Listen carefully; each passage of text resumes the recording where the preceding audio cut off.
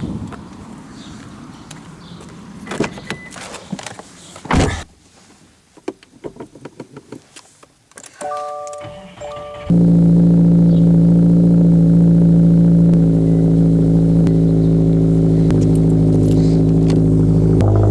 what's up guys? Welcome back to another video. Today we're gonna talk about this beauty. Hey, let's get inside because the exhaust is a bit too loud.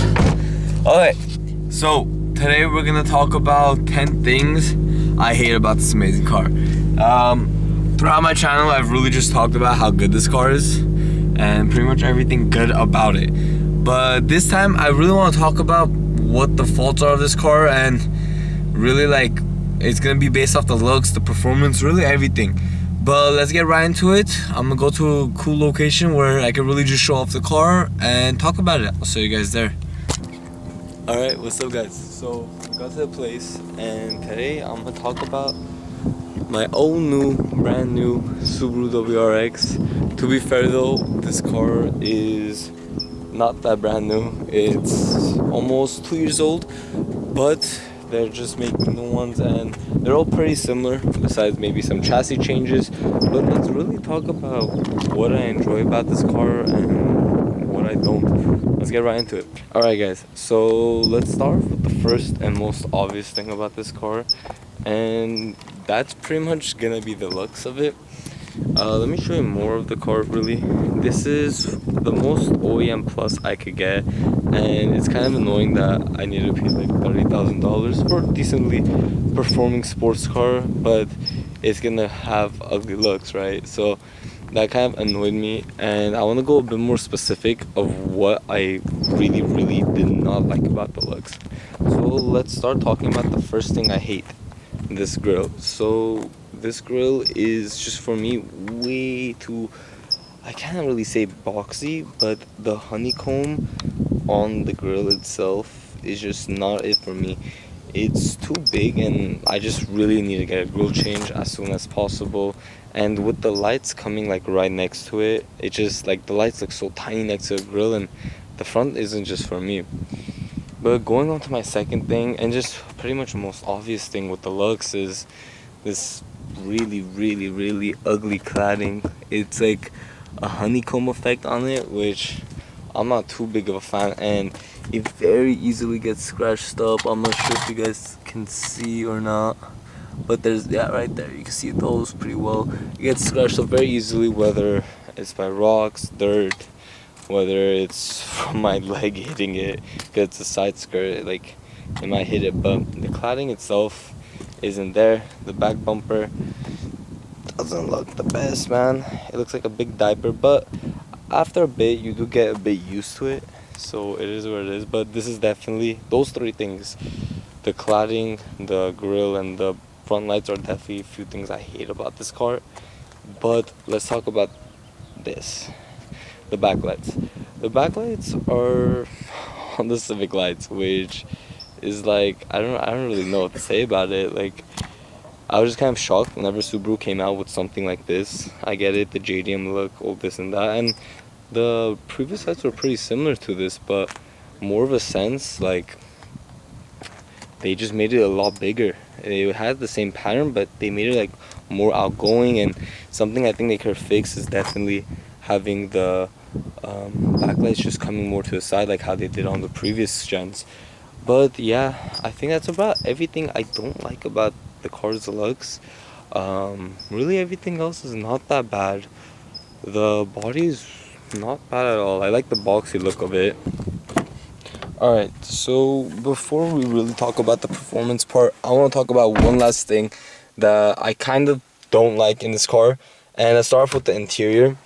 The interior is fine really. The big screen I don't mind. The gauges are nice because they're not electric, they're actual gauges. But pretty much everything's good, once again. But my one problem is this right here, and this, and right over there.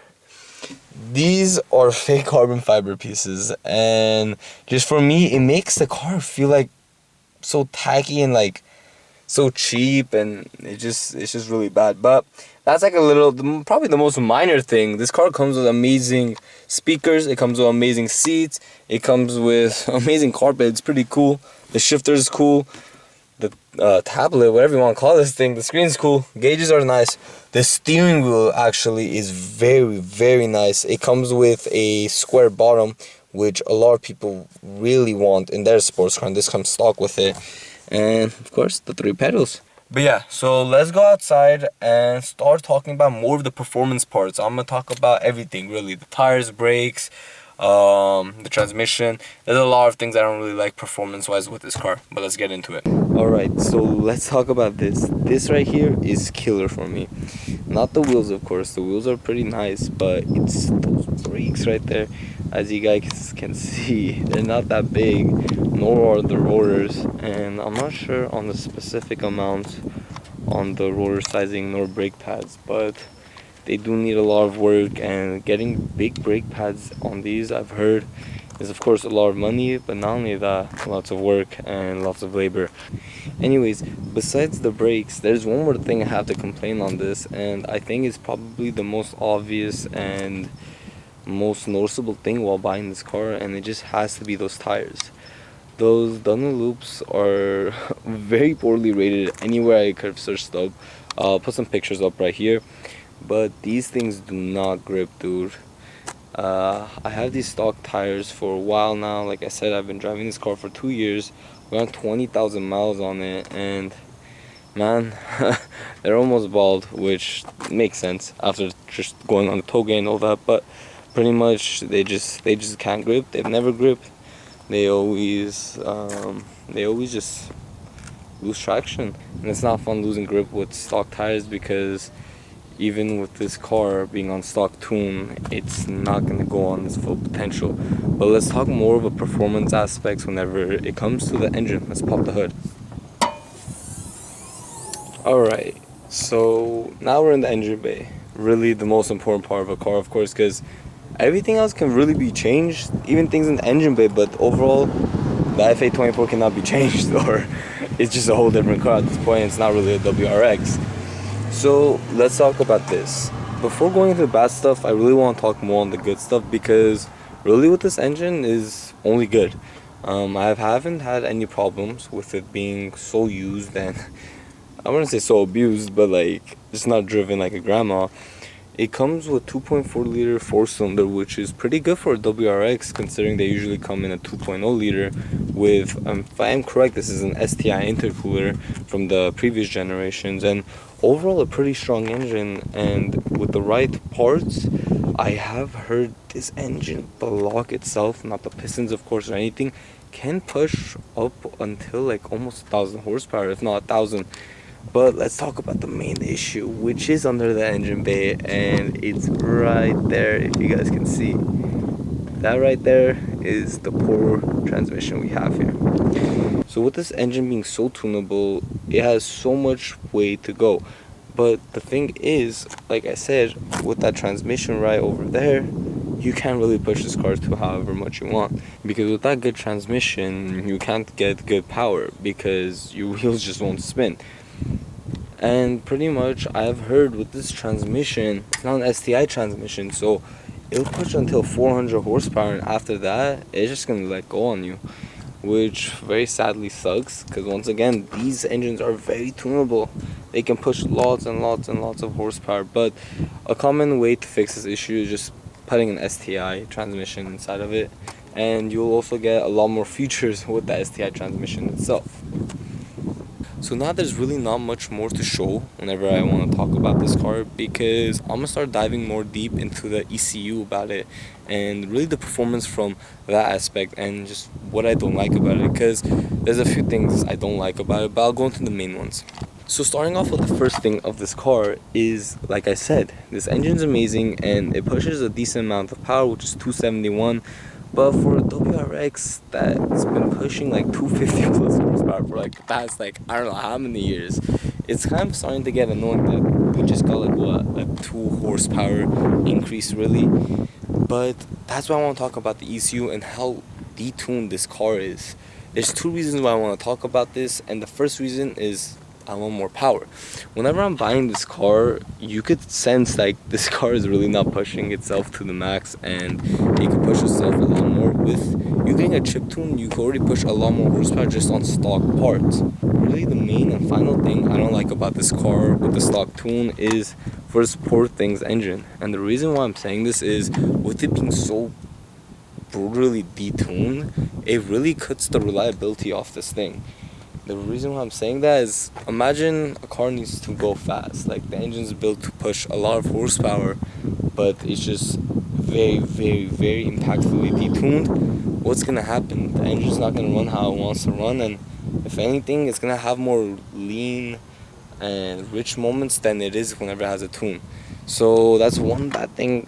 And actually, the worst thing really about this car, that you need to get a tune for it to be more healthy whenever it comes being stock. But anyways, guys, that's my review and just 10 things I really hate about this car. It is an amazing car though. Like, overall, I would definitely get this car, and I'm very happy I got this car. There's definitely a lot of work that needs to be done with this car, but it's great overall. The looks aren't too bad. I know I talked a lot of shit about the cladding, but you know, everything has their mistakes. You could fix that, you could fix the backlights, you could fix the front grille, you could fix literally everything I've said. And the Subaru community has already came out with all the parts to fix the looks of this car and the performance of this car, and that's pretty much it. And of course we have that beautiful wide body, that small little wide body that, like, I don't know, subtle but nice.